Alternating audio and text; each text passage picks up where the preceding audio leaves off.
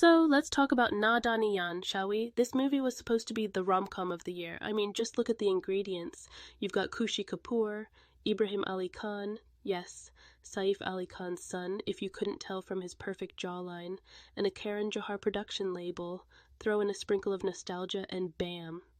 Expectations were through the roof. We were all kind of hoping for another Kuch Kuch Hota Hai, weren't we? But oh boy, did the movie take those expectations and just, how do I put this, delicately crush them into cliches. The whole fake dating trope?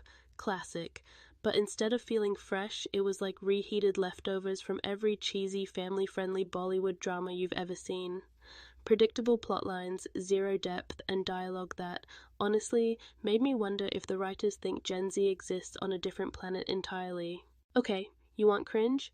Here's the gem of the century. Khushi's character, Pia, actually says, "I feel a lot of things, Arjun. I am not an AI robot, you know." Like, what? Who talks like that? I'm pretty sure even ChatGPT wouldn't come up with something that bad if you asked it to write Gen Z dialogue. And this line wasn't even ironically bad. It was supposed to be profound.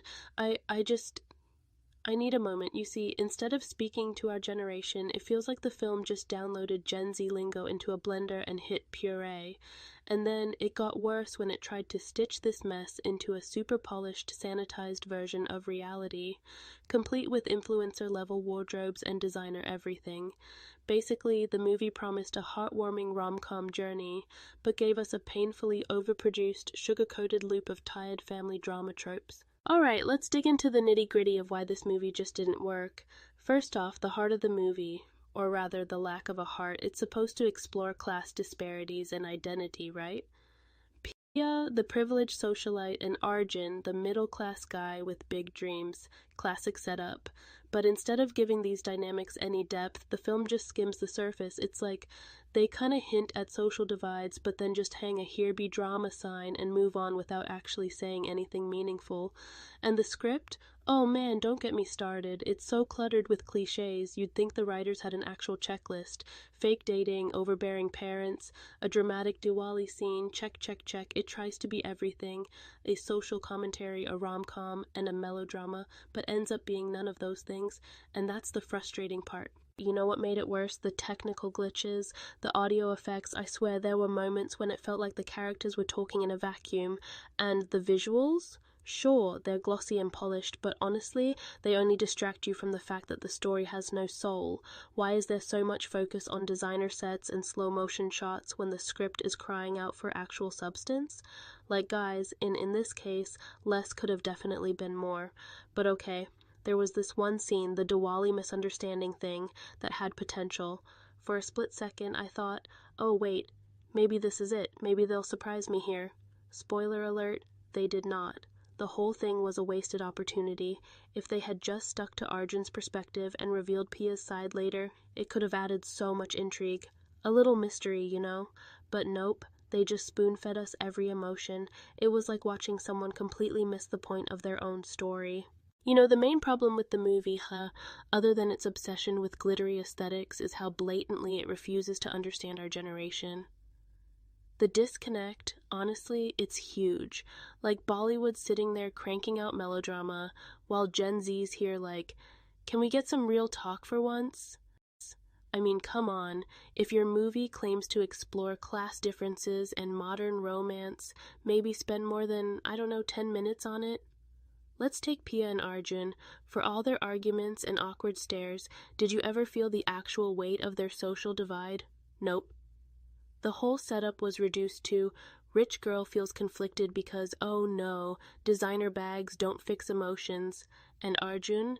His middle-class aspirations were wrapped up in one shot of him staring longingly at a cityscape. Classic tokenism. And oh, the backlash. If you've been on Reddit lately, you know what I'm talking about. People were absolutely roasting the dialogue. Like actual memes about that "I'm not an AI robot" line. Someone wrote, "This movie's like a bad impression of Gen Z mixed with Pinterest quotes." And another was like, "This is torture. This is what I imagine my relatives think Gen Z conversations sound like." I mean, fair. It's funny, but it's also sad, you know? Oh, and don't even get me started on nostalgia bait. It's like Bollywood took one look at us and thought, these kids love retro vibes. Let's recycle the tropes from the 90s in shiny new packaging. Guys, we don't hate nostalgia, but we value authenticity more. It's like this one time a clothing brand tried to sell my friends and me these obnoxiously overpriced sweatshirts that said Born Digital in Comic Sans. Comic Sans.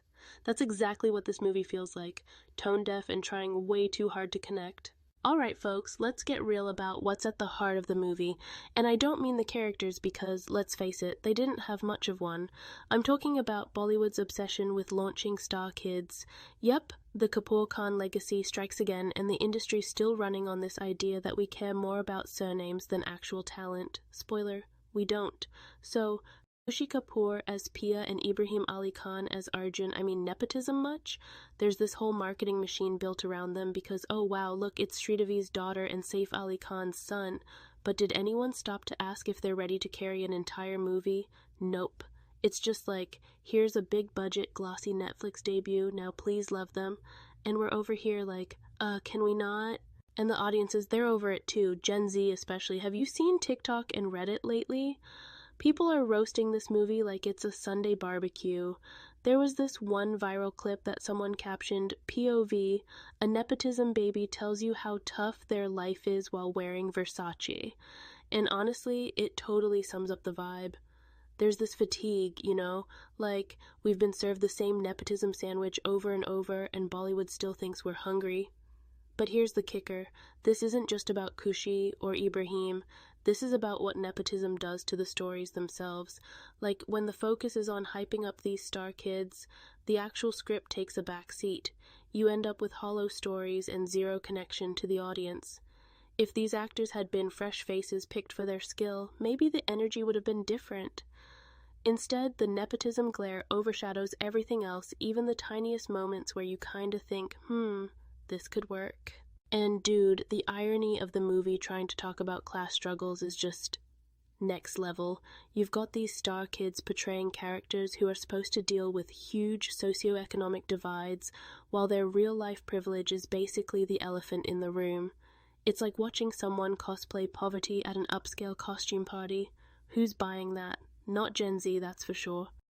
So yeah, my final take, maybe it's time Bollywood stopped playing this nepotistic bingo game and spent some energy finding fresh, relatable talent.